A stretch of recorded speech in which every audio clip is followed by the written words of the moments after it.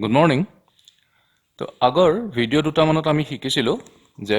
SMA আৰু EMA কি হয়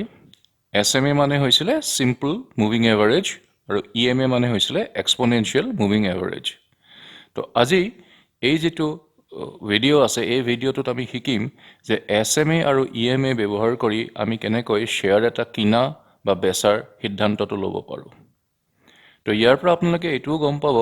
যে আমি যে কওঁ টেকনিক্যাল এনালাইসিসে আমাক সিগন্যাল দিছে এই পার্টিকুলার শেয়ারটো কিনিবলৈ বা টেকনিক্যাল এনালাইসিসে আমাক সিগন্যাল দিয়া নাই এই পার্টিকুলার শেয়ারটো কিনিবলৈ তাৰ মিনিংটো কি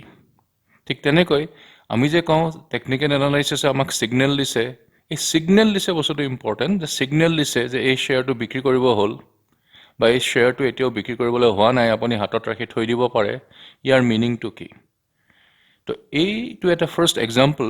এটোৰ পৰা আপোনালোকৰ যিসকলে টেকনিক্যাল এনালাইসিসৰ বিষয়ে নাজানে অথচ জানিবলৈ বিচাৰে আৰু যিসকলে ভাবে যে এই যে টেকনিক্যাল এনালাইসিসে সিগন্যাল দিয়ে কিনিবলৈ বা সিগন্যাল দিয়ে বেচিবলৈ তাৰ মিনিংটো কি এই বস্তুটো আজি এই ভিডিওটোত ভালকৈ ধৰিব পাৰিব আৰু সেই কাৰণে মোৰ ধাৰণাত আপোনালোকে এই গোটেই ভিডিওটো সম্পূৰ্ণকৈ চোৱা ভাল তেতিয়া আপোনালোকে গম পাব যে টেকনিক্যাল এনালাইসিস কি বস্তু ইয়াত এই যে ইন্ডিকেটৰ বিলাক আছে ইন্ডিকেটৰ বিলাক ব্যৱহাৰ কৰি পেলাই আমি কেনেকৈ সিদ্ধান্ত ল'ব পাৰো পাৰ্টিকুলাৰ শেয়াৰ এটা কিনিম নে বিক্ৰী কৰিম নে একো নকৰাকৈ আমি ৰৈ থাকিম ওকে সেইকাৰণে ভিডিওটো খুব সময় অকমান দীঘলীয়া হ'ব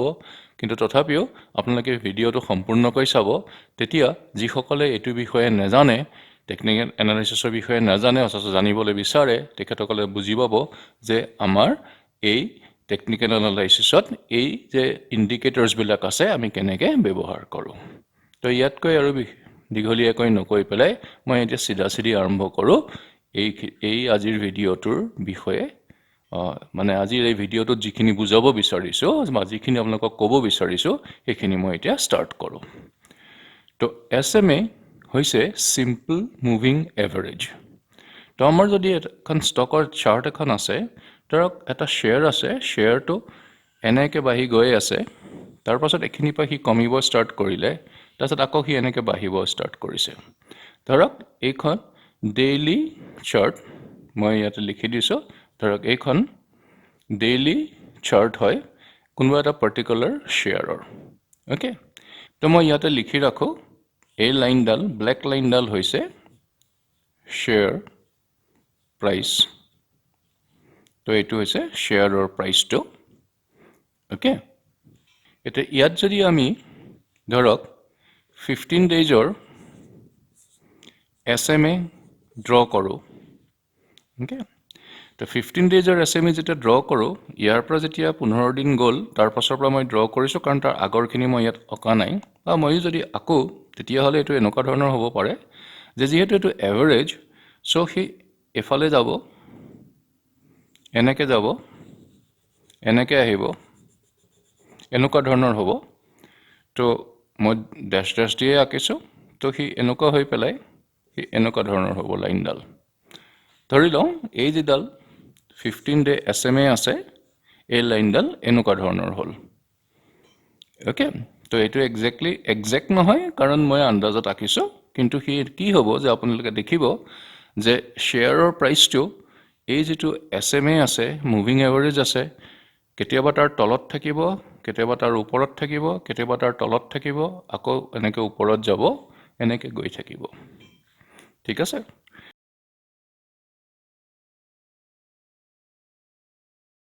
কেতিয়াবা এনেকুৱা কিছুমান ভিডিও দেখা যায় যে কোনোবা এজনে SMA ৰ ওপৰত ভিডিও এটা বনাইছে বনাই পেলাই তেওঁ কৈছে যে আপোনালোকে এটা কাম কৰিব যেতিয়া এনেকৈ শেয়াৰটো বাঢ়ি গৈ আছে SMA ৰ পৰা শেয়াৰ প্ৰাইসটো ওপৰত আছে তাৰছত যেতিয়া শেয়াৰ প্ৰাইস কমি আহি SMA পাব এইখিনিতে আপোনালোকে কিনিব কাৰণ ইয়াৰ পৰা হি আকৌ বাঢ়ি যাব তো তেওঁলোকে ক'ব বিচাৰে যে এই SMA টোৱে এই শেয়াৰ প্ৰাইসটোক সাপোৰ্ট দিব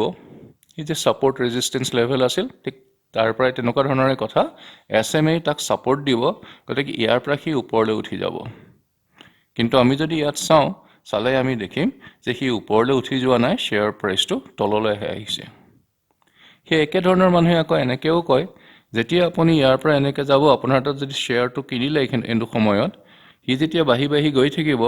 যেতিয়া হি SMA টাচ কৰিব তাৰমানে এতিয়া শ্বেয়াৰ প্ৰাইচটো ইয়াতকৈ তললৈ নামিব গতিকে এনেকুৱা সময়ত আপুনি বিক্ৰী কৰি দিব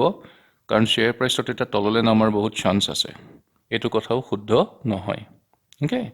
কাৰণ কিয় নহয় এইটো এভাৰেজ SMA এ মানে এভাৰেজ এভাৰেজৰ মিনিং কি হৈছে এভাৰেজ মানে এই লাইনডালৰ ওপৰতো শ্বেয়াৰ প্ৰাইচ থাকিব ইয়াৰ তলতো শ্বেয়াৰ প্ৰাইচ থাকিব কাৰণ ই এভাৰেজ ই গড় ভেলু ঠিক আছে গতিকে এই SMA ডালে সাপোৰ্ট দিয়া বা SMA লাইনডালে ৰেজিস্ট্যান্স দিয়াৰ কোনো কথা নাই কোনো লজিক নাই এটো লজিক্যালি ভুল গতিকে এনেকুৱা ধৰণৰ বস্তু যদি কেতিয়াবা দেখে হেতু বস্তু আপোনালোকে বিশ্বাস নকৰিব সেইমতে কাম নকৰিব ওকে এতিয়া এই চাৰ্টখনত য'ত আমাৰ শ্বেয়াৰ প্ৰাইচটো আছে আৰু য'ত আমাৰ 15 ডে SMA লাইনডাল আছে তাত যদি মই 15 days EMA ড্ৰ কৰোঁ মই এটো 15 ডেজৰে লৈছো এটো 15 লৈছিলো এটো 15 লৈছো বুজাবৰ কাৰণে তো 15 days SMA ৰ লগত 15 ডেৰ EMA লাইনডালো যদি ইয়াৰ ওপৰত ড্ৰ কৰোঁ এই লাইনডাল কেনেকুৱা হ'ব চাওক EMA কি হয় আপোনালোকৰ মনত আছে নিশ্চয় EMA নতুন প্ৰাইচটোক বেছি গুৰুত্ব দিয়ে নহয় জানো গতিকে ইয়াত এনেকুৱা হ'ব EMA যদি লাইনটো এইখিনিৰ পৰা মই ড্ৰ কৰিব ষ্টাৰ্ট কৰোঁ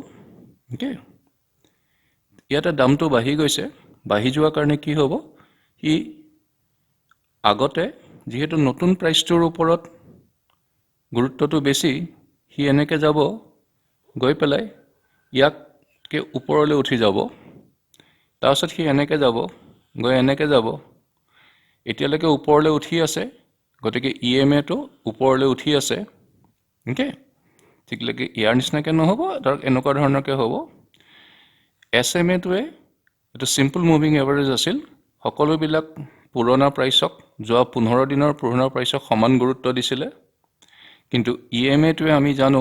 নতুন দামবিলাকক বেছি গুৰুত্ব দিব ওয়েটেজ বেছি দিব সেইকাৰণে এই নতুন প্ৰাইচবিলাক যেহেতু পুৰণাতকৈ বেছি হায়াৰ প্ৰাইচেছ গতিকে EMA লাইনডাল SMA লাইনতকৈ ওপৰত থাকিব তাৰপাছত যেতিয়া ইয়াৰ পৰা কমিব ষ্টাৰ্ট কৰিছে তেতিয়া SMA যিমান সোনকালে কমিব তাতকৈ EMA অলপ বেছি খৰকে কমিব তো কমি পেলাই হি এইখিনিতে ধৰক ইয়াক ক্ৰছ কৰি তললৈ আহি যাব কাৰণ এতিয়া দামটো এইখিনিৰ পৰা এইখিনিলৈকে কমিছে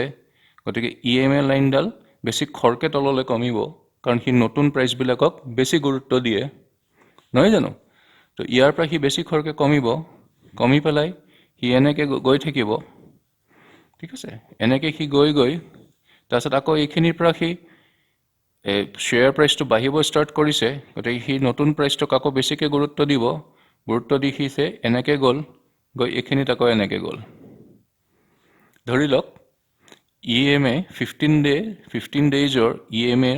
গ্ৰাফটো এই ৰেড লাইনডাল মই এইকাৰণে ইয়াতো লিখিছোঁ ৰেডত লিখিছোঁ 15 ডে EMA ইয়াতো ৰেড লাইনডালে বুজাইছে 15 ডে EMA ক্লিয়াৰ তো এতিয়া চাওক অকল যদি আপুনি EMA ডাল চাই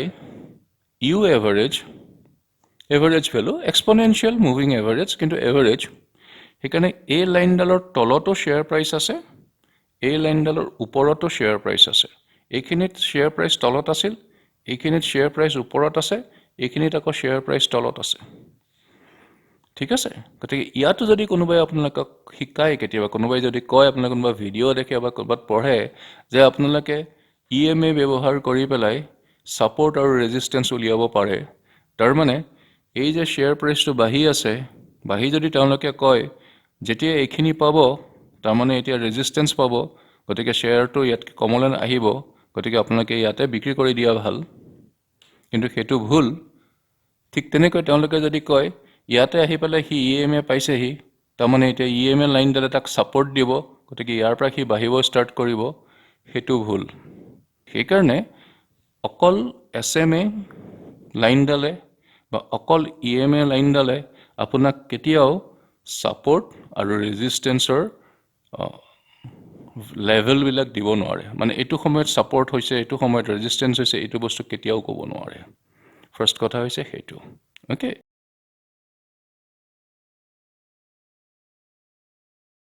এতিয়া যদি আপোনালোকে এই চাৰ্টখন চাই তেতিয়াহ'লে ইয়াত চাওক আমি এটা বস্তু দেখিম যে এই যেটো পইণ্ট আছে এই পইণ্টটোত EMA এৰ যিডাল ৰেড লাইন আছিল ৰেড লাইনডাল EMA এৰ লাইনডালে SMA এৰ ব্লু লাইনডালক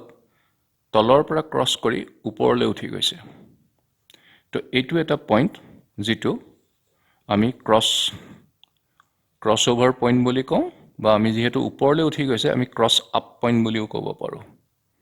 ক্ৰছ আপ বুলি মই নামটো দিছো তেতিয়া আপোনালোকৰ মনত ৰাখিবলৈ সুবিধা হ'ব তাৰ মানে EMA এৰ লাইনডালে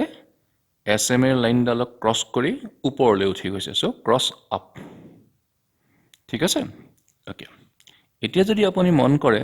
যেতিয়ালৈকে EMA এৰ লাইনডাল ইয়াত SMA এৰ লাইনডালতকৈ ওপৰত আছে তেতিয়ালৈকে শ্বেয়াৰৰ প্ৰাইচটো বাঢ়ি আছে এইখিনিৰ পৰা এইখিনিলৈকে শ্বেয়াৰৰ প্ৰাইচটো বাঢ়ি আছে গতিকে এই যেটো পইণ্ট আছে এই পইণ্টটোক আমি বাই কৰিব পাৰোঁ এই পইণ্টটোত আমি শ্বেয়াৰটো বাই কৰিব পাৰোঁ তো এটোক আমি বাই পইণ্ট বুলি নাম দিব পাৰোঁ ঠিক আছে ওকে তাৰ পাছত যদি আপোনালোকে চাই এইটো পইণ্টত দেখিব যে EMA এৰ লাইনডালে SMA এৰ লাইনডালক ওপৰৰ পৰা তললৈ ক্ৰছ কৰি আহিছে ওকে সো এই যেটো পইণ্ট এই পইণ্টটো আমি কম ক্ৰছ ডাউন পইণ্ট তাৰমানে it is crossing down the SMA line okay so cross down point তো এনেকে মনত ক'লে কি হয় আমাৰ মনত থাকি যায় ক্ৰছ আপ মানে EMA ডাল ওপৰলৈ গৈছে ক্ৰছ ডাউন মানে EMA ডালে SMA ক্ৰছ কৰি তললৈ আহিছে তো এই যেটো ক্ৰছ ডাউন পইণ্ট পালে এটো সময়তে আপুনি শ্বেয়াৰ প্ৰাইচটো মানে শ্বেয়াৰটো সেল কৰি দিব পাৰে তো এটো আমি সেল পইণ্ট হিচাপে ল'ব পাৰোঁ ওকে তাৰ মানে আমাৰ কি হ'ব যে আমি এতিয়া দুটা পইণ্ট পালো এই দুটা পইণ্ট আমি ক'ৰ পৰা পালো EMA এৰ লগত SMA লাইন দুডাল কম্পেয়াৰ কৰি পালো যেতিয়া EMA এৰ লাইনডাল SMA লাইন ক্ৰছ কৰি ওপৰলৈ উঠিব হেতু পইণ্টত আমি কিনিব পাৰো হেতু বাই পইণ্ট মানে আমি এই শ্বেয়াৰটো কিনিব পাৰো তাৰ পাছত কি হ'ব যেতিয়া এই EMA এৰ লাইনডালে SMA এৰ লাইনডালক ক্ৰছ কৰি তললৈ আহিব এই ক্ৰছ ওভাৰ পইণ্টক বা এই ক্ৰছ ডাউন পইণ্টত আমি শ্বেয়াৰটো সেল কৰি দিব পাৰো ওকে এনেকৈ আমি সেলিংৰ সিগনেল পাব পাৰো এনেকৈ আমি বাইংৰ সিগনেল পাব পাৰো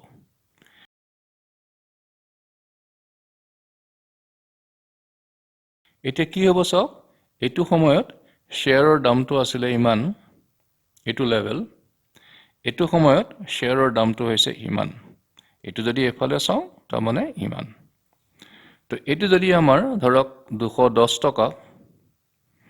এইটো তাতকৈ বেছি হ'ব ধৰক এইটো হৈ গ'ল 240 টকা তাৰ মানে ইয়াতে কিনি ইয়াতে বিক্ৰী কৰিলে এটা এটা শ্বেয়াৰত আমি 30 rupees কৈ প্ৰফিট পাম ঠিক আছে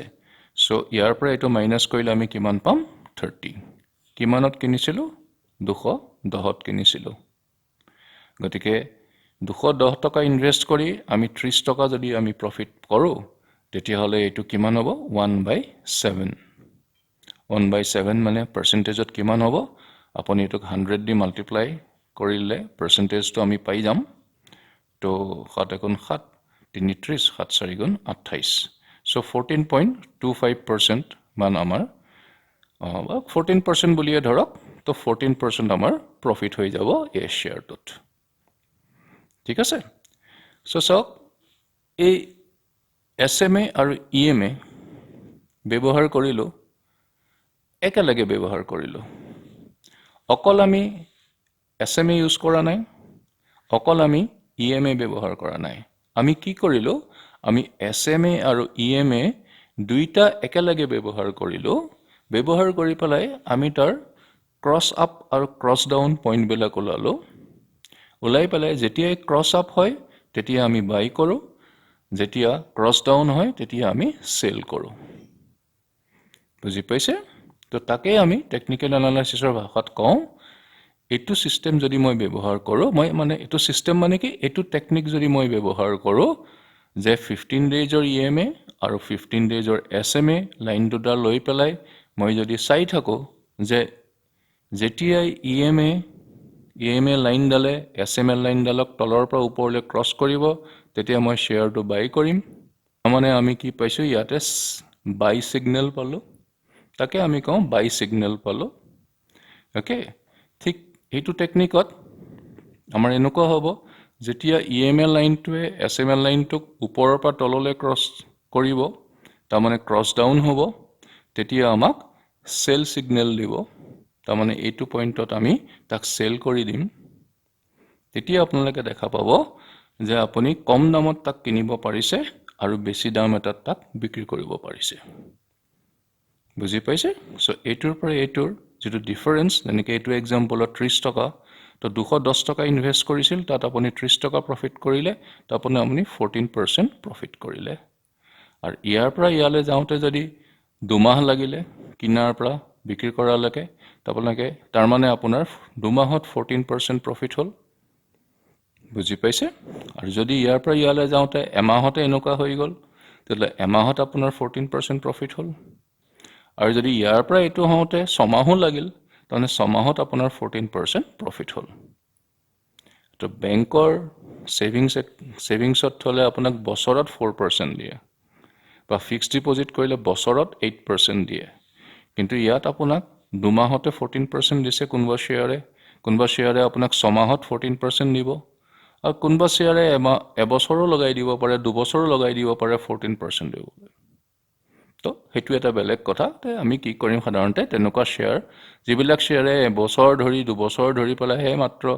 14% ৰিটাৰ্ণ দিব যেন লাগিছে তাৰমানে হি বেছিকৈ এনেকৈ যোৱা নাই আৰু হেবিলাক শ্বেয়াৰত আমি ইনভেস্ট নকৰোঁ তাৰমানে হেবোৰ শ্বেয়াৰ আমি নিকিনো আমি এনেকুৱা শ্বেয়াৰ কিনিম য'ত আমি কম সময়তে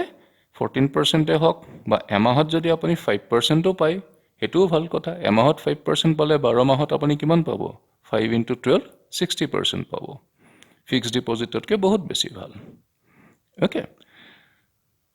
ওকে হেতু বেলেগ এটা টপিক বেলেগ এদিন কেতিয়াবা ল'ম কিন্তু এতিয়া বেসিক্যালি কথাটো হৈছে এনেকুৱা ফাৰ্স্ট কথা এই ভিডিঅ'টোত মই কি বুজাব বিচাৰিছিলোঁ যে কেনেকৈ আমি SMA আৰু EMA ব্যৱহাৰ কৰি পেলাই ইহঁত দুটাৰ মুভমেন্ট কিটা কম্পেয়াৰ কৰি পেলাই কেনেকৈ আমি টেকনিক্যাল এনালাইসিসৰ পৰা বাই সিগনেল পাব পাৰো কেনেকৈ আমি তাৰ পৰা সেল সিগনেল পাব পাৰো আৰু তাৰ পৰা আমি প্ৰফিট কৰিব পাৰো বুজি পাইছে কথাটো সো এইটোৱে হৈছে টেকনিক্যাল এনালাইসিসৰ কথা সো টেকনিক্যাল এনালাইসিসত কিছুমান এনেকুৱা ইন্ডিকেটৰ থাকে SMA EMA এনেকুৱা ইন্ডিকেটৰ থাকে আৰু এনেকুৱা ধৰক আপোনাৰ 200 300 বেলেগ বেলেগ ইন্ডিকেটৰ আছে মই এই ভিডিঅ'টোত মাত্ৰ SMA আৰু EMA ব্যৱহাৰ কৰি পেলাই এটা টেকনিক দেখুৱালো আপোনালোকক য'ৰ পৰা আমি বাই সিগনেল আৰু সেল সিগনেল পাব পাৰো